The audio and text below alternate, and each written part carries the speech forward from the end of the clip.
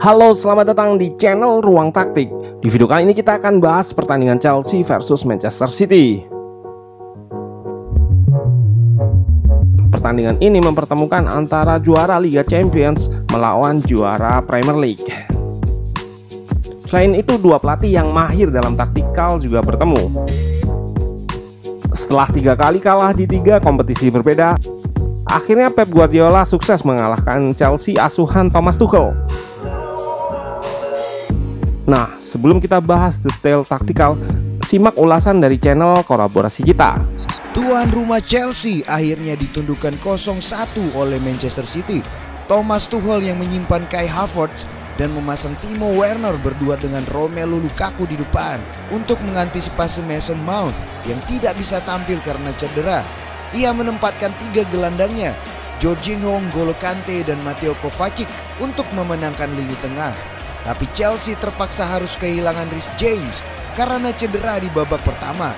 Dan akhirnya City yang tampil cerdik mampu memenangkan laga tersebut lewat gol Gabriel Jesus di menit 53 setelah berhasil melepaskan tembakan walau dikurung 4 pemain Chelsea. Skor 1-0 sampai akhir laga.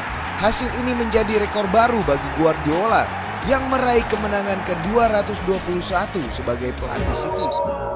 Yap, kemenangan Pep ini menjawab pertanyaan besar soal bagaimana cara mengalahkan Chelsea.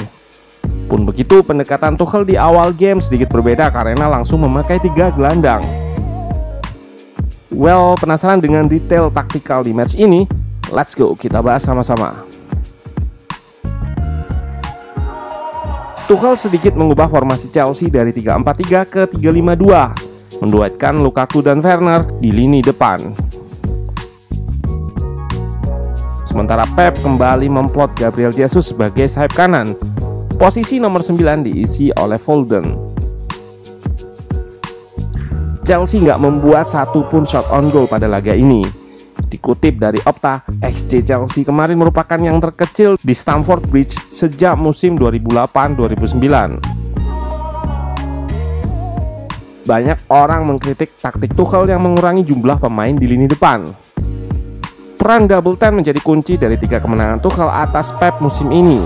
Tapi Tuchel memilih untuk memainkan 3 gelandang tengah.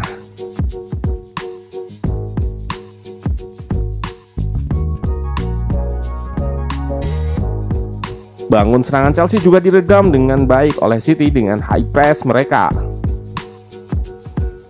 City melakukan high pressing dengan intensitas tinggi yang tentu saja man oriented.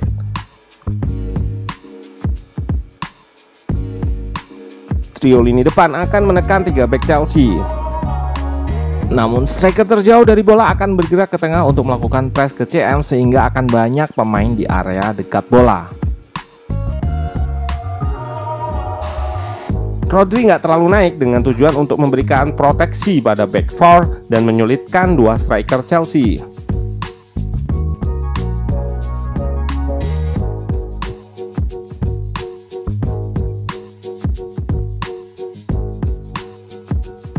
Di atas kertas, struktur ini membuat De Bruyne dan Bernardo Silva harus menghadapi 3 gelandang Chelsea. Namun hal ini nggak menjadi masalah karena City akan mengarahkan Chelsea untuk bermain ke samping dan menekan secara agresif di area itu.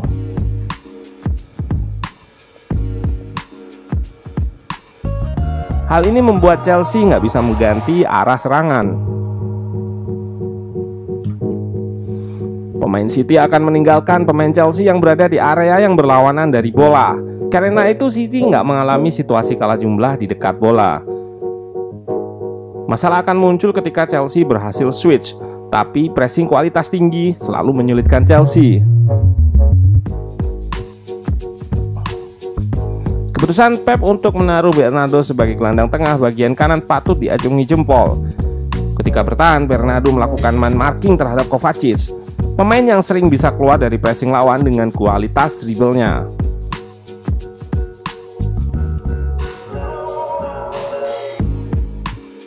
Intensitas pressing yang tinggi dari Bernardo berhasil meredam salah satu kekuatan Chelsea ini. Bermain tanpa double ten atau pemain yang berada di belakang Bernardo memudahkan pemain Portugal ini dalam bertahan, karena nggak harus khawatir dengan ruang di belakangnya. Dengan sistem bertahan ini, Chelsea dipaksa bermain direct. Namun Laporte dan Diaz sukses meredam dua striker Chelsea. Selain itu, chemistry antara Lukaku dan Werner juga tampak belum terbentuk, sehingga Chelsea sangat kesulitan ketika menyerang.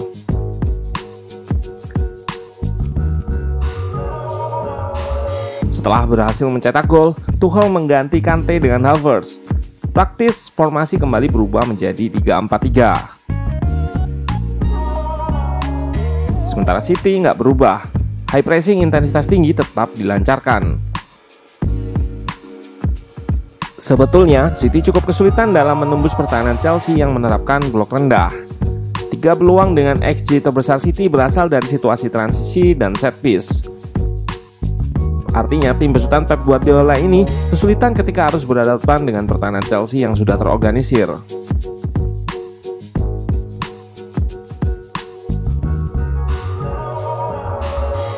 Namun cukup unik juga karena City malah terlihat lebih berbahaya saat transisi yang jadi trademark Chelsea. Pertama, serangan balik City membuat Gabriel Jesus mendapat peluang emas setelah bola rebound hasil crossing Cancelo.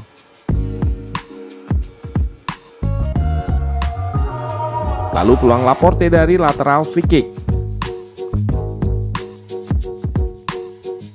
Terakhir, peluang Grealish hasil dari high pressing sukses. Gol satu-satunya City pun berasal dari set piece. Berawal dari corner pendek, Gabriel Jesus mendapatkan bola di ujung kotak penalti. Kecepatan kaki pemain asal Brasil itu nggak dapat diimbangi oleh Jorginho yang gagal melakukan blok sempurna terhadap tembakannya.